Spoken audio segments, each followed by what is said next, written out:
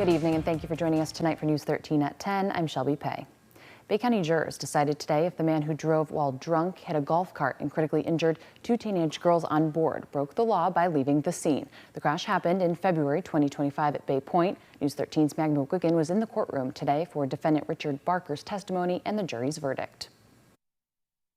On February 4th, 2025, Layla Hines drove her family's golf cart to Bay Point's security gate to pick up her visiting friend, Malaya Barrand. On the way back home, a pickup truck slammed into the golf cart, causing catastrophic injuries to the two teenagers. The man behind the wheel, 62-year-old Richard Barker, was drunk. He was charged with 2 counts of DUI with serious bodily injury and a single count of leaving the scene of a crash with serious injuries. On Monday, Barker pled no contest to both of the DUI with injury charges, which carry 5-year sentences. But he decided to go to trial Thursday on the more serious charge of leaving the scene, in this case a second-degree felony punishable by up to 15 years in prison. The focus of the trial was to determine whether Barker's actions legally constitute leaving the scene. Thursday morning, Layla Hines testified about her injuries and the moments leading up to the collision. According to testimony, an off-duty paramedic and nearby residents were already helping the victims when law enforcement arrived. One deputy testified that a number of witnesses told him Barker had left the scene.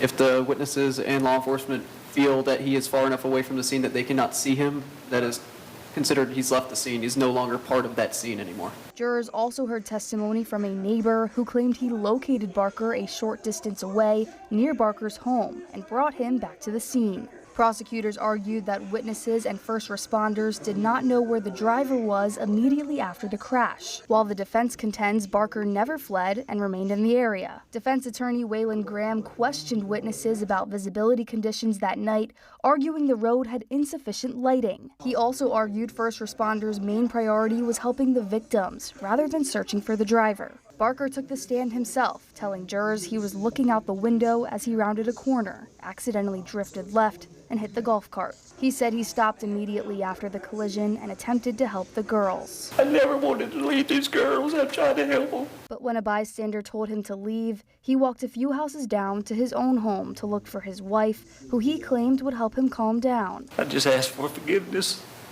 If you could find it somehow one day to forgive me, but I never would leave the scene of this accident. Never. I just needed my wife. After less than an hour of deliberations, jurors reached their decision. We, the jury, find as to the defendant, Richard Stanley Barker, as follows. The defendant is not guilty. While Barker was acquitted on the leaving the scene charge, he is still expected to serve prison time for the 2 counts of DUI causing serious bodily injury. In Bay County, Maggie McGuigan, News 13, Panhandle Strong.